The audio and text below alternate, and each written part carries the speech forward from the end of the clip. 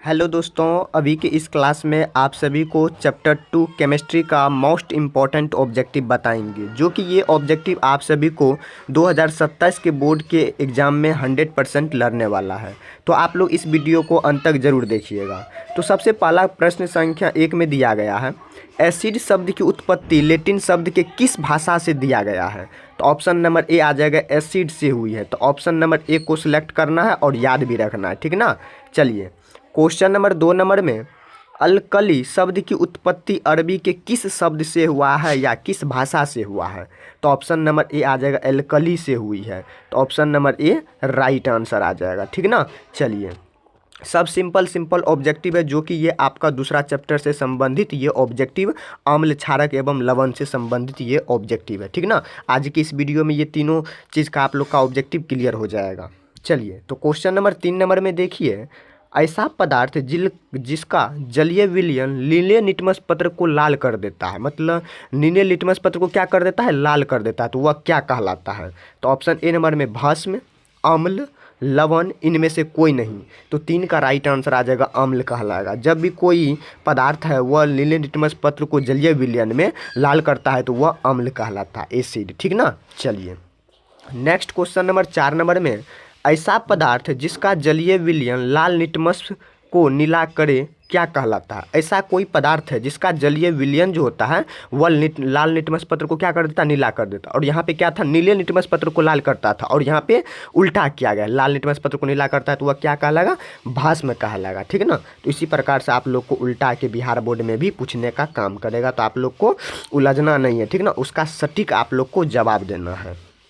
चलिए question number 5 number में देखिए, भस्म मतलब फिनाइलएथीन के श्वेत रंग को परिवर्तित कर देता है। तो क्या कर देता है, भस्म जो होता है फिनाइलएथीन के जो श्वेत रंग होता है उसको परिवर्तित किस प्रकार से कर देगा, हरा रंग में करेगा या गुलाबी रंग में या पीला रंग में या इनमें से कोई नहीं।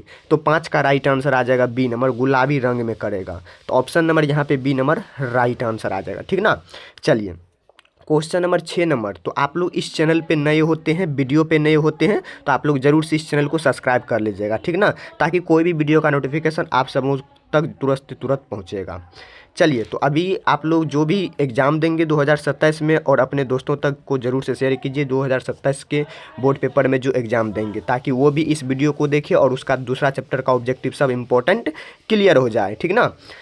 चलिए H2SO4 है, H2SO4 एक प्रकार का नाम होता है, इसका रासायनिक नाम आपको बताना है, खनिज लवण या कार्बनिक अम्ल या एल्कोहल या इनमें से कोई नहीं। तो 6 का राइट आंसर आ जाएगा खनिज लवण। खनिज लवण जो है ये H2SO4 का रासायनिक नाम हुआ, ठीक ना, याद रखिएगा, बहुत इंपॉर्टेंट ये है। चलिए 7 नंबर क्वेश्चन को देखिए, तो एसिटिक अम्ल एक है, तो एसिटिक अम्ल एक प्रकार का क्या है, तो आप लोग को बताना है। तो ऑप्शन ए नंबर में परवल अम्ल है या निर्वल अम्ल है या ना परवल है ना अम्ल है ना निर्वल है। तो इनमें से कोई नहीं। तो 7 का ऑप्शन नंबर बी आ जाएगा, निर्वल अम्ल कौन कहलाता है, एसिटिक अम्ल कहलाता है। तो option number B right answer आ जाएगा 100%, ठीक ना। ये ऑब्जेक्टिव अगर आप लोग इस क्लास को देख लेते हैं अंत तक, तो आप लोग का 100% चैप्टर 2 का ऑब्जेक्टिव क्लियर हो जाएगा, कहीं पर भी दिक्कत नहीं होने वाला है। चलिए नेक्स्ट नंबर में चलते हैं। नेक्स्ट नंबर देखिए क्वेश्चन नंबर 8 नंबर में, 8 नंबर में दिया गया है, कॉपर सल्फेट क्रिस्टल में क्रिस्टलन जल के अणुओं की संख्या कितनी रहती है। तो कहने का मतलब है कॉपर के सल्फेट क्रिस्टल में क्रिस्टल के जल के अणुओं की संख्या कितनी रहती है। ऑप्शन ए नंबर में 1 2 3 5 है। तो कितना रहता है, तो ऑप्शन नंबर डी आ जाएगा 5 रहता है। तो ऑप्शन नंबर आपको डी नंबर सेलेक्ट करना है, ठीक ना। चलिए नेक्स्ट क्वेश्चन नंबर 9 नंबर में, सोडियम कार्बोनेट क्रिस्टल में क्रिस्टलन जल के अणुओं की संख्या कितनी रहती है। तो कहने का मतलब उसमें कॉपर सल्फेट था और इसमें सोडियम है, तो कितना रहना चाहिए, तो 10 रहेगा। तो option number C right answer आ जाएगा, ठीक ना। सब वेरी इंपॉर्टेंट ऑब्जेक्टिव सब हैं। चलिए नेक्स्ट चलते हैं क्वेश्चन नंबर 10 नंबर में, जिंक तनु हाइड्रोक्लोरिक अम्ल से अभिक्रिया कर एक गैस देता है जो एक प्रकार का क्या है। कहने का मतलब हुआ जिंक जो है वह तनु हाइड्रोक्लोरिक अम्ल से एक अभिक्रिया कर देता है गैस के साथ, तो वह क्या है। तो ऑप्शन ए नंबर में H2 जिसे हाइड्रोजन गैस कहते हैं, Cl से क्लोरीन, आप लोग जानते होंगे chlorine dioxide, CO CO2 carbon dioxide हुआ, SO2 सल्फर डाइऑक्साइड हुआ, ठीक ना। इस प्रकार से आप लोग सबका नाम भी जान लिए, ठीक ना। तो 10 का ऑप्शन नंबर क्या मारिएगा, हाइड्रोजन मारना है। H2 से हाइड्रोजन गैस होता है, हाइड्रोडाई, ठीक ना। चलिए नेक्स्ट क्वेश्चन नंबर 11 नंबर में जिंक को हम लोग किससे डिनोट करते हैं, Zn से डिनोट करते हैं, ठीक ना। इसकी परमाणु संख्या 10 होती है जिंक का, ठीक ना।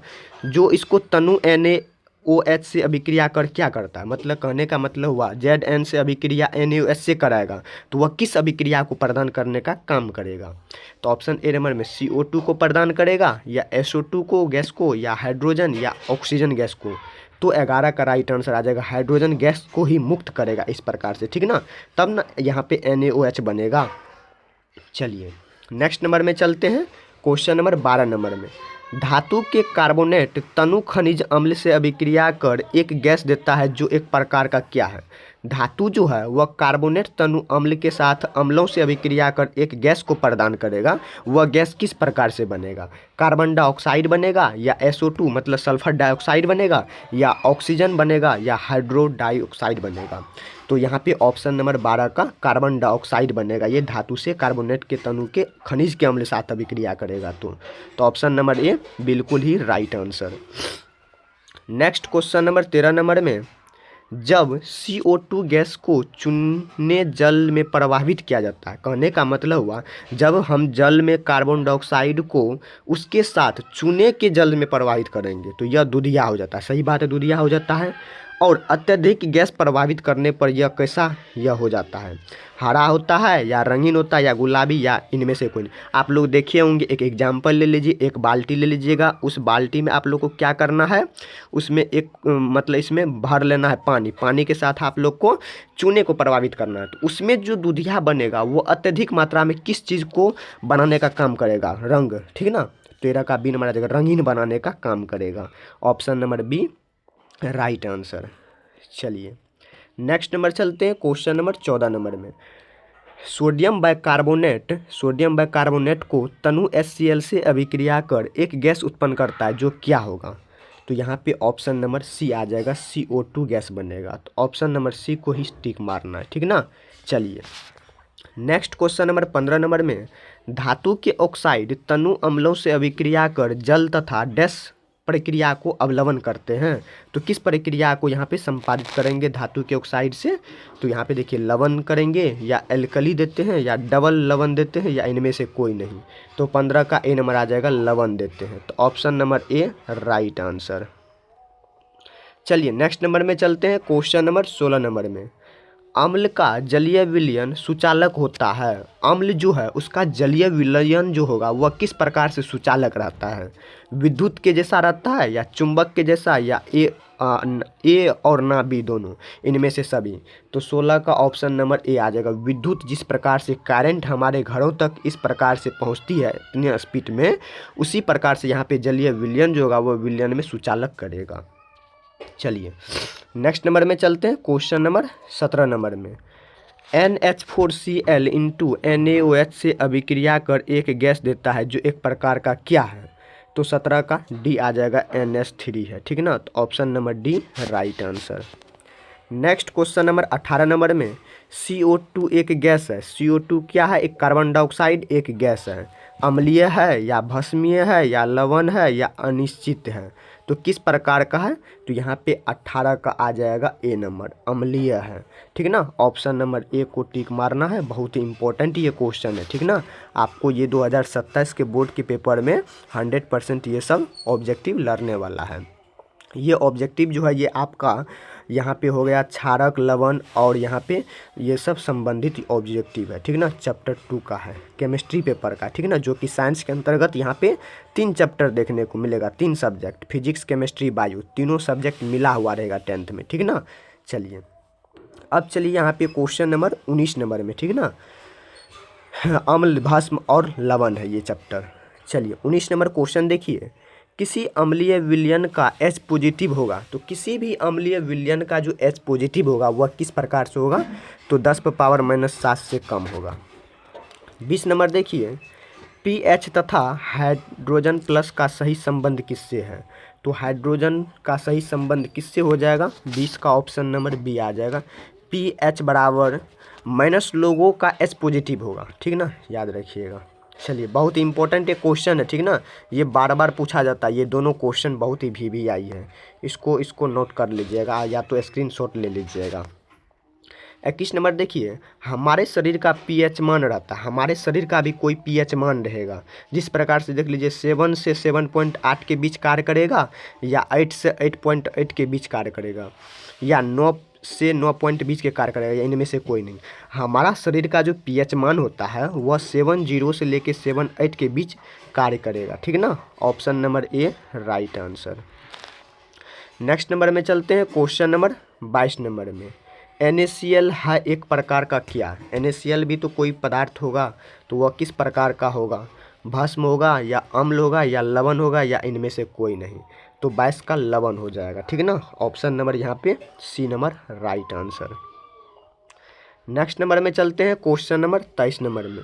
विरंजक चूर्ण का रासायनिक सूत्र आप लोग को बताना है। विरंजक चूर्ण जो है इसका रासायनिक सूत्र बताइए आप लोग, ठीक ना। तो विरंजक चूर्ण का रासायनिक सूत्र Ca(OH) का Cl2 का होल 2 हो जाएगा, या तो Cl हो जाएगा, ठीक है ना। इस प्रकार से भी लिख सकते हैं, या Ca(O)Cl का होल 2, इस प्रकार से भी लिख सकते हैं, ठीक ना। ऑप्शन नंबर 23 का यहाँ पे ए नंबर राइट आंसर। चलिए, नेक्स्ट क्वेश्चन नंबर 24 नंबर में, बेकिंग सोडा का रासायनिक सूत्र क्या होगा? तो बेकिंग सोडा का रासायनिक सूत्र NaHCO3 हो जाएगा। Option number B right answer, ठीक ना, याद रखिएगा। चलिए, नेक्स्ट नंबर में चलते हैं, क्वेश्चन नंबर 25 नंबर में। धोने वाला सोडा का रासायनिक सूत्र क्या होगा? तो धोने वाला सोडा का रासायनिक सूत्र आप लोग को बताना है, ठीक ना। तो 25 का राइट आंसर डी आ जाएगा, Na2CO3 इंटू 10 का H2 का whole 2। Option D right answer. Next 26 number में, प्लास्टर ऑफ पेरिस का रासायनिक सूत्र क्या होगा? तो प्लास्टर ऑफ पेरिस का रासायनिक सूत्र आप लोग जानते होंगे, CuCsO4 हाफ H2 होता है। Option number A right answer आ जाएगा, ठीक ना। इतना अगर आप लोग क्लियर कर लेते हैं, ये 26 ऑब्जेक्टिव आप लोग को यहाँ पे लवण और क्षार में यहाँ पे आप लोग को कहीं पे भी दिक्कत नहीं होने वाला है चैप्टर 2 का ऑब्जेक्टिव में, ठीक ना। तो अभी की इस क्लास में आप सभी को यही केमिस्ट्री का दूसरा चैप्टर का ऑब्जेक्टिव कंप्लीट हुआ। तो आप लोग इस वीडियो को अंत तक ज़रूर देखिएगा और अपने दोस्तों और साथी तक को ज़रूर से शेयर कीजिएगा, जो 2027 के बोर्ड पेपर में एग्ज़ाम देने वाले हैं, ठीक ना। चलिए, मिलते हैं नेक्स्ट वीडियो में। अगर आप लोग चैनल पे नए होते हैं, वीडियो पे नए होते हैं, तो आप लोग ज़रूर से इस चैनल को एक बार सब्सक्राइब भी कर लीजिएगा।